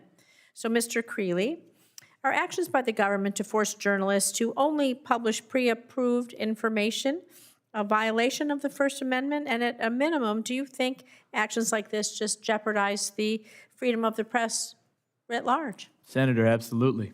My organization has been consistent in expressing concern about government efforts to require independent journalists to toe a party line before gaining access to information. That's foundational.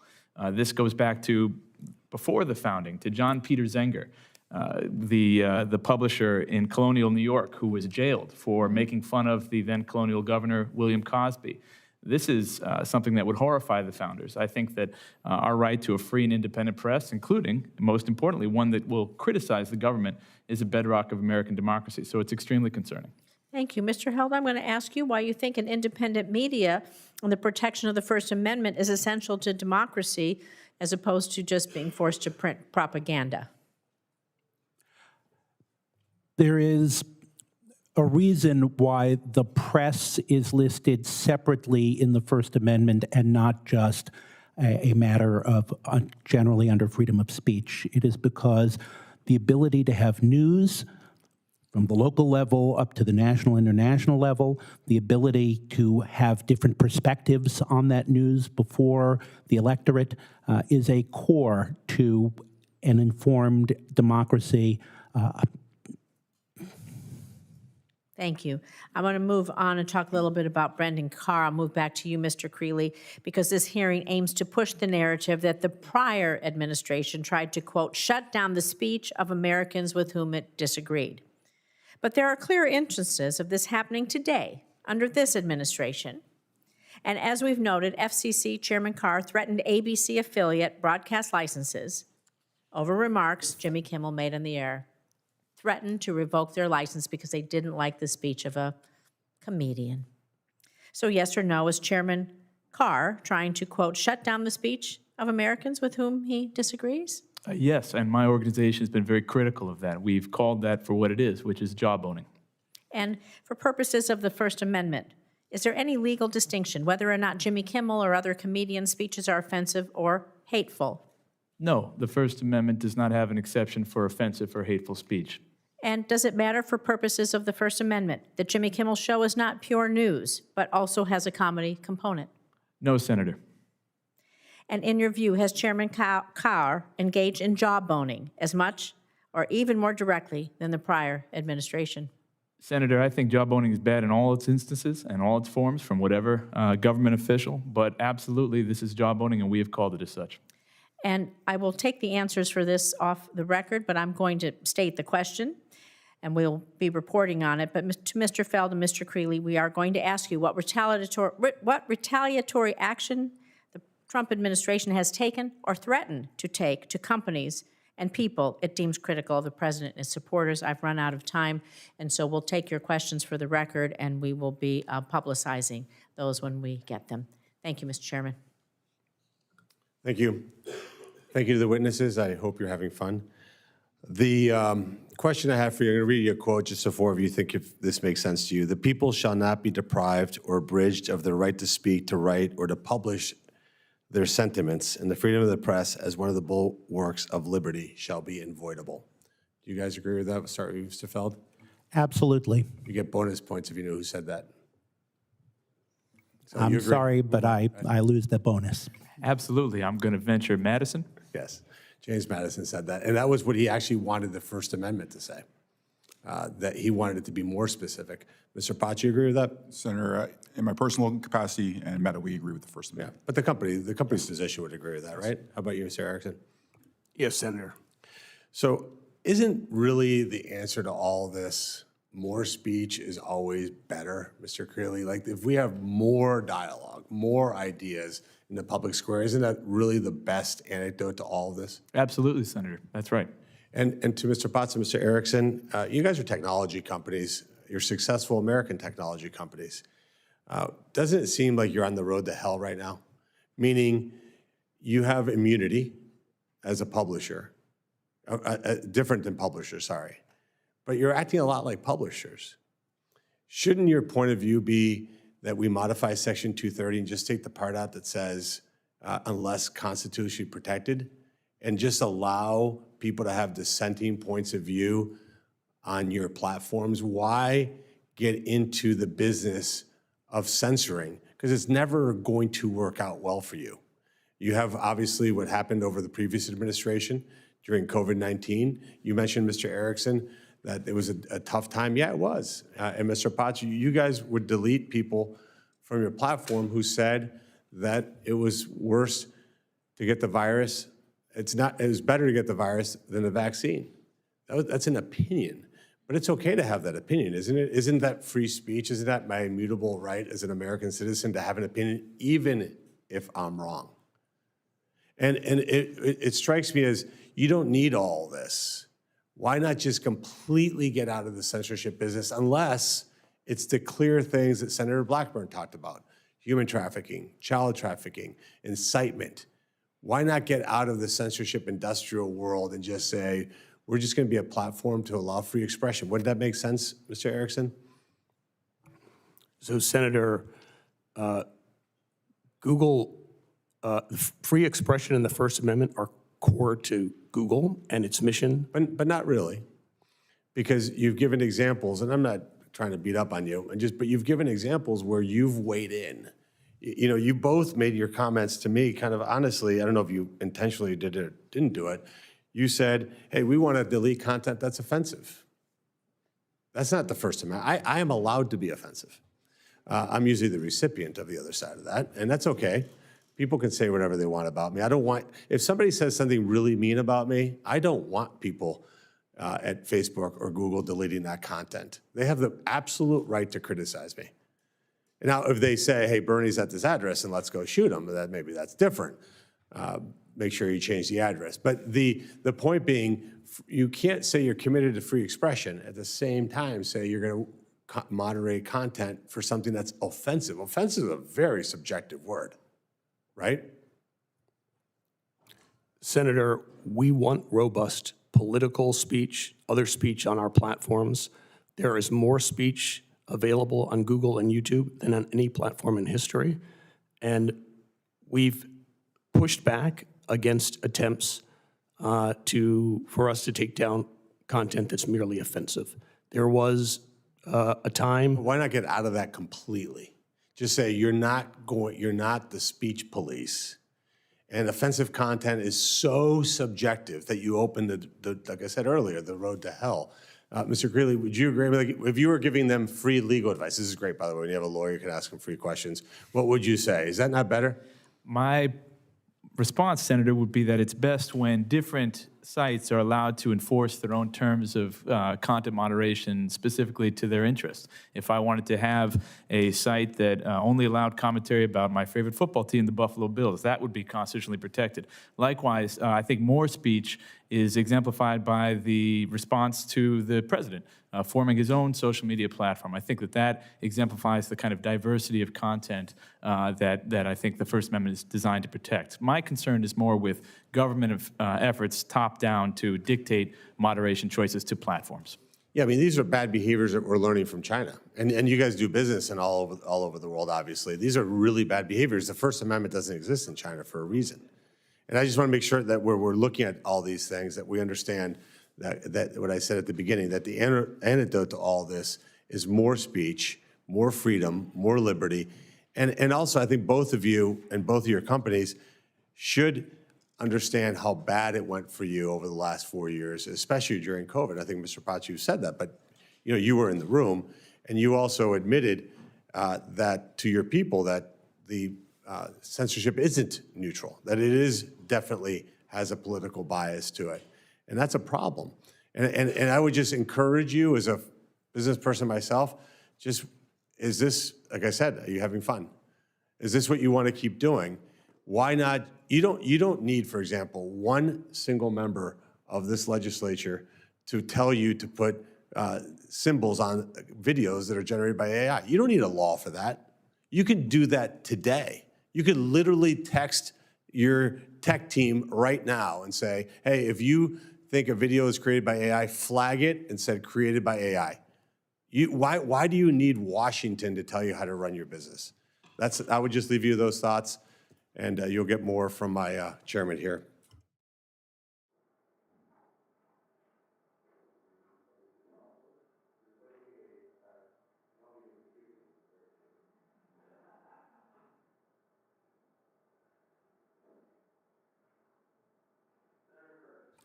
Thank you, Mr. Chairman. I'd also like to thank the ranking member for this hearing today. It is so important that we recognize what platforms can do and what they have done.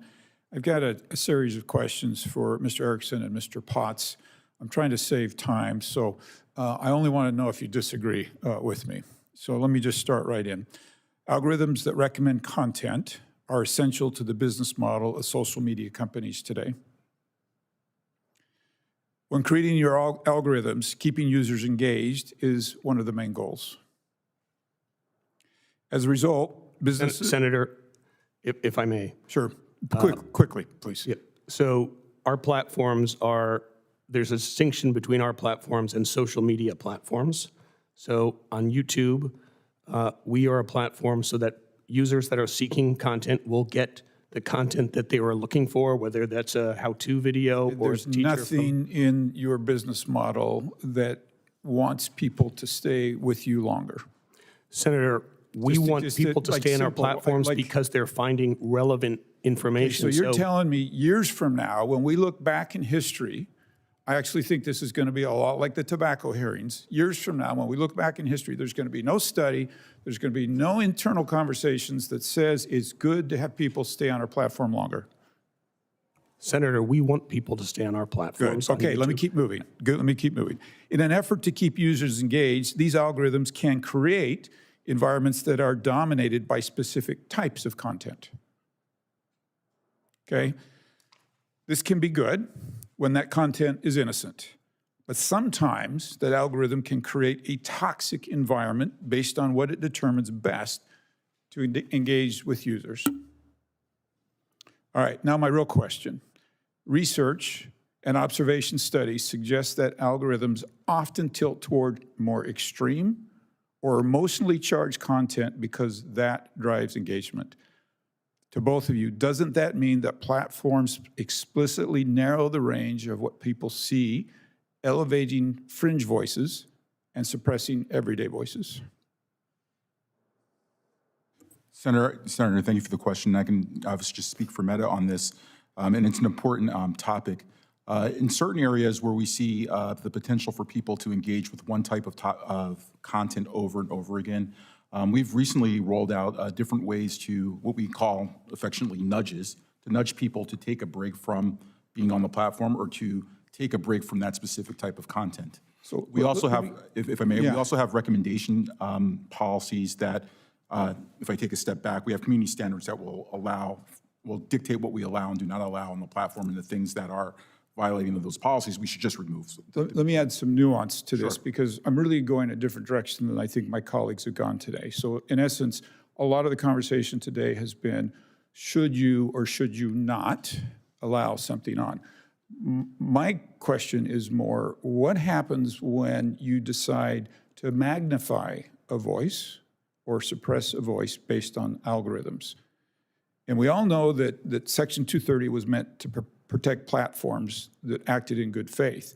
But my question is, when an algorithm downranks moderate speech or drives users towards extremism because it's good for engagement, is that really good faith moderation? And should Section 230 immunity apply when you as a, let me just say, not you specifically, right, you as a company or really as an industry, make decisions that magnify certain content and downgrade other content? So in essence now, if you go back to the community bulletin board, right, and you say, I'm gonna post up this up here, and I'm gonna post this up here, and you guys are really just a place where people can go and see those postings. But the moment you all say, I'm not only gonna allow this posted up here, I'm gonna take it and duplicate it. And I'm gonna duplicate it and duplicate it and duplicate it and duplicate it. Or I'm gonna take it and put somebody else's on top of it. Is that really what Section 230 was for? And I'm gonna, before I run out of time, I'm gonna ask our lawyer here, we didn't see this coming in my expectation, because we wanted a platform where I could go and connect with my high school friend. So when this first started, I could go on Facebook and connect with my high school friend and see what they had said. All of a sudden I logged on and I was seeing something else. I was seeing what they wanted me to see. And I believe, based on my questions today, that's because there was an intent to keep me there longer. So should that give them protection from 230, or do we have some questions here about that protection? Senator, I appreciate the question. I think setting aside the 230 question just for a moment to talk about how much a user interacts, I would caution against government regulation or interference here, because I'm wary of introducing new rules for new content. We've heard those kinds of concerns about the alleged addictiveness of new modes of expression all the way back to the introduction of novels in Victorian England. So this is an old concern, and one that I take seriously. I've got an 8-year-old and 11-year-old at home. We talk about media literacy. We talk about screen time all the time. But I'm wary of interfering with the system that allows for the robust marketplace of ideas that we currently enjoy. Sadly, I mean, I would love us all to spend an hour on this in thoughtful conversation, right? Really what I'm arguing is not that. What I'm saying is the interference starts when somebody applies an algorithm to it. When you, and I'm sorry, we don't have time for you to respond. I'm just saying, like, I want everybody to think about this for a minute. Like, just putting that up there, I get it, right? There's no liability, and I tend to be a little bit more with Senator Marino, who says, like, don't take responsibility for what you put up and put down, because you will never figure that out. And I think that was his point. But the moment you make a decision to magnify that, do you not own that decision, right? So I'm going to have to leave it there, and hopefully we can have more hearings on this, Mr. Chairman. But I would like to have a more thoughtful discussion about the responsibility of magnifying and demagnifying content and why that deserves protection from the law. So with that, Mr. Chairman, I yield. Thank you. Senator Markey. Thank you, Mr. Chairman. Thank you for this hearing. Very important. We've spent a lot of time talking about the Biden administration actions, but far too little talking about Donald Trump's repeated and far more serious threats to the First Amendment. Let's talk about a few of those threats. In August of 2024, Donald Trump made the following threat against Meta CEO Mark Zuckerberg. Quote, "We are watching him closely, and if he does anything illegal this time, he will spend the rest of his life in prison." A month later, he accused Google of showing only, quote, "bad stories about him," and urged the Department of Justice to, quote, "criminally prosecute Google at, quote, maximum levels." That's scary stuff in our country. That's authoritarianism. So I'd like to get a few things out and on the record. Mr. Potts, to your knowledge, did President Biden or any other Biden administration official ever threaten to prosecute Mr. Zuckerberg? Yes or no? Senator, I'm not aware. You're not aware of it? I'm not aware. Okay, thank you. Mr. Potts, to your knowledge, did President Biden or any other Biden administration official ever threaten that Mr. Zuckerberg would, quote, spend the rest of his life in prison? Yes or no? Senator, I'm not aware. So I appreciate that answer. Mr. Erickson, to your knowledge, did President Biden or any other Biden administration official ever threaten to prosecute Sundar Pichai or force him to spend the rest of his life in prison? Senator, not to my knowledge. Mr. Erickson, did President Biden or any other administration official ever threaten to criminally prosecute Google over its search results? Again, Senator, not to my knowledge. My Republican colleagues have spent endless time and resources concocting elaborate conspiracies about online censorship of conservatives. Yet they have ignored the real threat to free speech staring them in the face: President Trump's explicit threats to prosecute Mark Zuckerberg and Google, creating a chilling effect, not only on those companies, but on everyone else who is less powerful than those companies, which is everyone else in America. These threats have an impact. A few months later, Meta made Trump-friendly changes to its content moderation policies. Even Donald Trump said his threat to Zuckerberg, quote, probably caused Meta to make those policy changes. Did my Republican colleagues say a word about those threats? No, not at all. Mr. Feld, do you agree that Trump's threat to Zuckerberg is far more dangerous than any communications from Biden administration officials with tech platforms? Normally, I would say that's just bully pulpit, but the problem is we have seen he means it, and he will use the Justice Department to prosecute those with whom he does not like. Yep, thank you, Mr. Feld. So I just want to turn to a related issue about the tech platforms and Donald Trump. In December of 2024, Meta and Google each donated $1 million to President Trump's inauguration. In January 2025, many of those big tech CEOs, including Mark Zuckerberg, Mr. Pichai, sat directly behind the president at his inauguration, seats that are usually reserved for family or past presidents. In separate settlements, Meta agreed to pay $25 million, and Google agreed to pay $24.5 million to Trump for suspending his accounts on their respective platforms after the January 6th insurrection, even though Trump's lawsuits were frivolous. And just a few days ago, Meta and Google each made significant donation to President Trump's $300 million vanity project to build a new ballroom at the White House. So, Mr. Potts, what is Meta getting out of these payments? Senator, respectfully, I was made aware of those donations in the news. It's not something that I focus on. So I'm just simply asking, what would Meta expect to receive if they made such significant contributions to Trump? Again, Senator, I think this was just a donation. I'm not familiar with the process behind it. Okay, well, thank you. So I don't have much time left, so if you can't answer that question, or won't, let me see if Mr. Erickson can. So what do you think, Mr. Erickson, that Google is getting out of those payments? Thank you, Senator. We did give to President Trump's inaugural committee. We've given to the inaugural committees of the last several elections for the President of the United States. And with regard to the settlement that you referenced, we did settle a lawsuit that President Trump and other plaintiffs had brought. In that settlement, President Trump's attorney had asked for money to go to a nonprofit of his choosing. That's where the money was directed. But importantly, we did not admit any wrongdoing in that lawsuit, nor did we change any of our products or policies.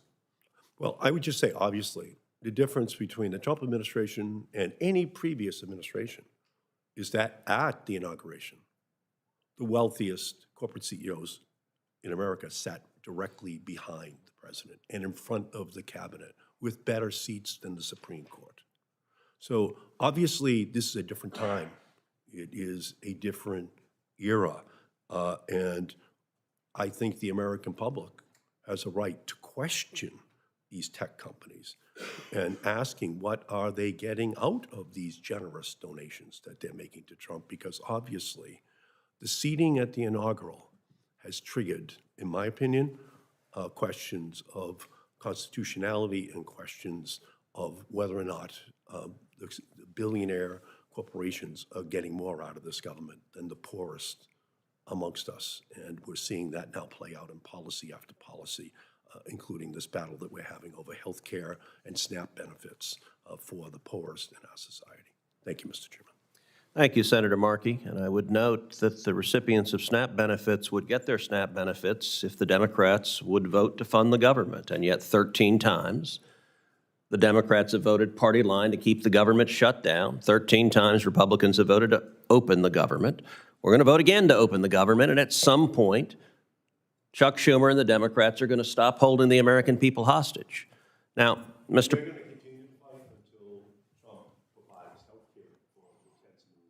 Okay, so Senator Markey is telling everyone who gets food stamps, the Democrats are going to continue to vote against your getting food stamps. And it is reckless and irresponsible. And if you don't believe me, you can watch the videos of just about every single Democrat senator who has gone on TV over and over and over again saying it is reckless and irresponsible to vote against a clean CR.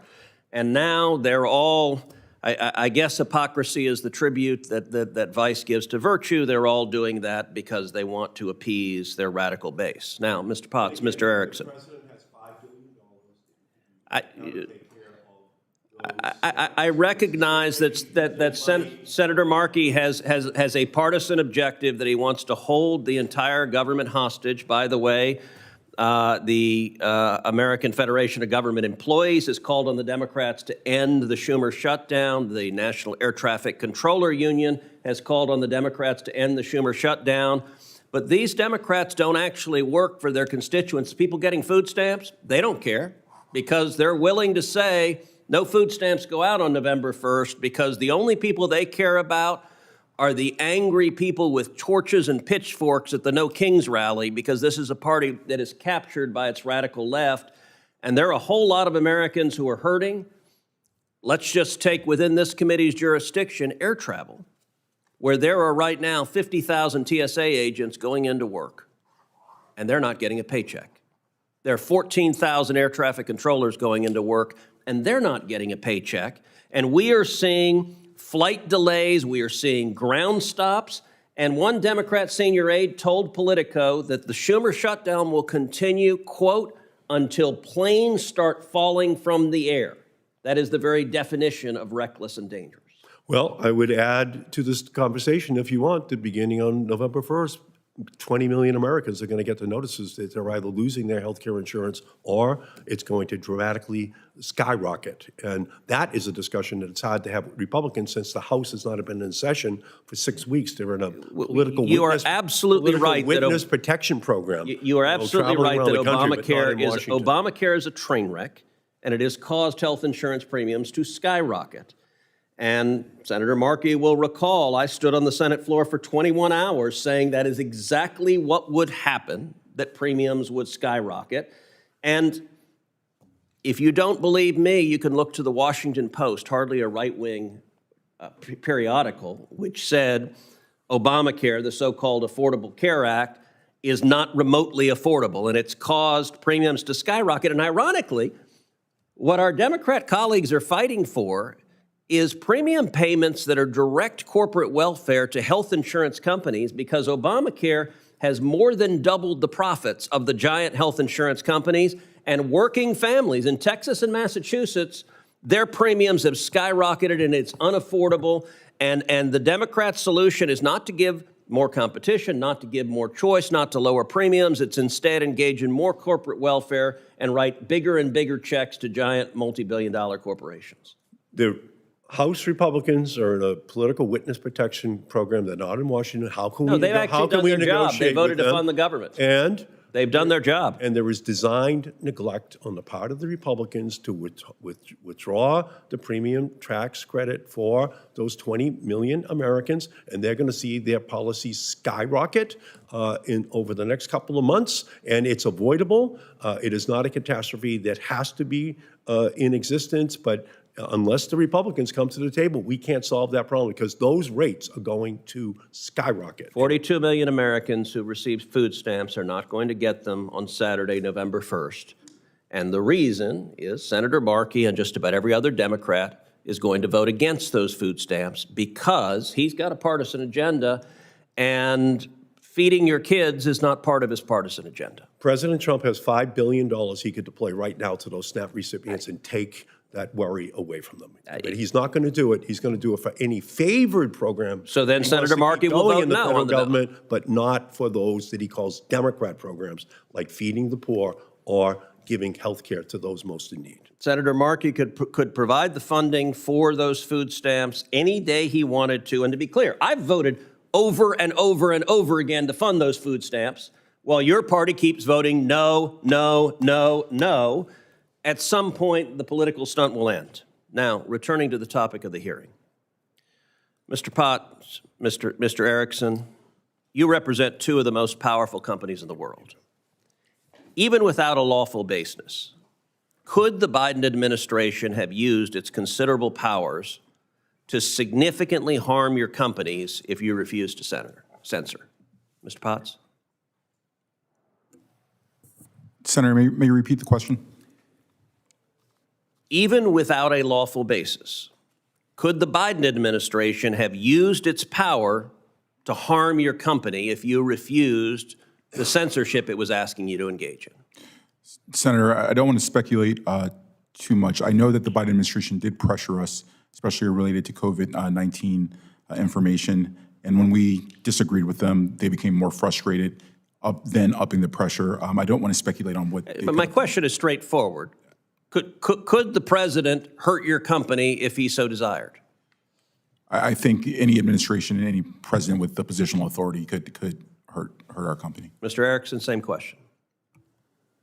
Senator, with respect to the hypothetical, I can't speak to the hypothetical. I can tell you that whatever the administration is, we have a demonstrated track record of pushing back against. So try answering the question. Could the Biden administration have hurt your company?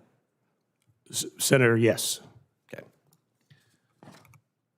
Mr. Creeley, some may argue that the Biden administration was engaging in mere persuasion or exerting pressure that doesn't rise to the level of coercion in violation of the First Amendment. In your legal judgment, are thinly veiled threats prohibited under First Amendment precedent? And based on what we know about the covert action by the Biden administration, did the administration's actions towards our tech witnesses constitute coercion that undermines the First Amendment? Mr. Chairman, in our opinion, it did indeed. We argued as much in an amicus brief that we filed with the Supreme Court. And I think Justice Sotomayor, writing for a unanimous court in National Rifle Association versus Vullo, elaborated on the distinction between persuasion and coercion very well. If you mind, I'll just read it. A government official can share her views freely and criticize particular beliefs, and she can do so forcefully in the hopes of persuading others to follow her lead.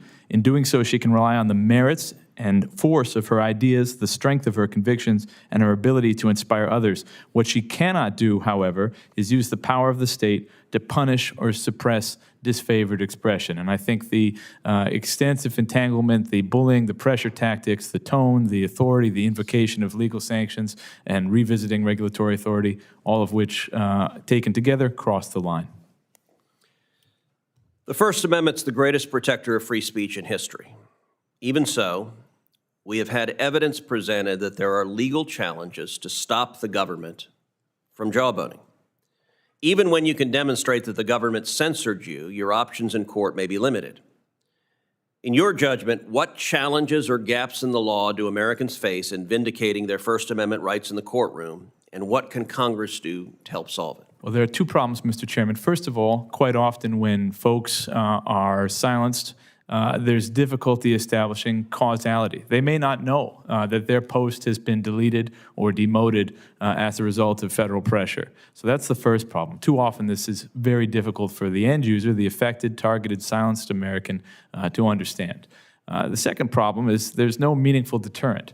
Right now, if you are silenced by a federal official, you don't have the ability to go to court and seek monetary damages. You need an express statutory grant to give courts the authority to put money on the line. And I think that would change behavior. So transparency and deterrence.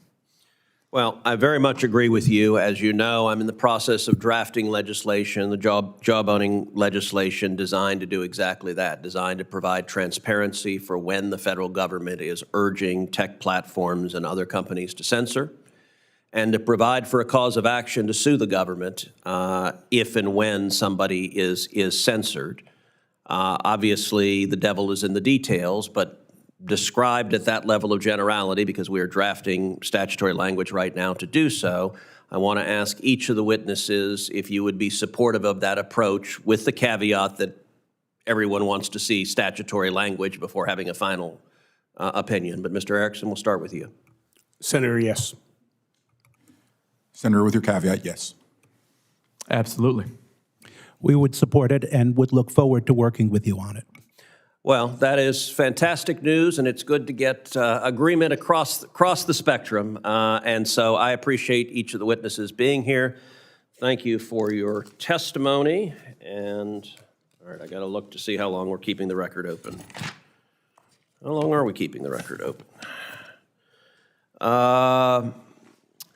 Senators will have until the close of business on November 5th to submit questions for the record, and the witnesses will have until the close of business on November 19th to respond to those questions. That concludes today's hearing. The committee stands adjourned.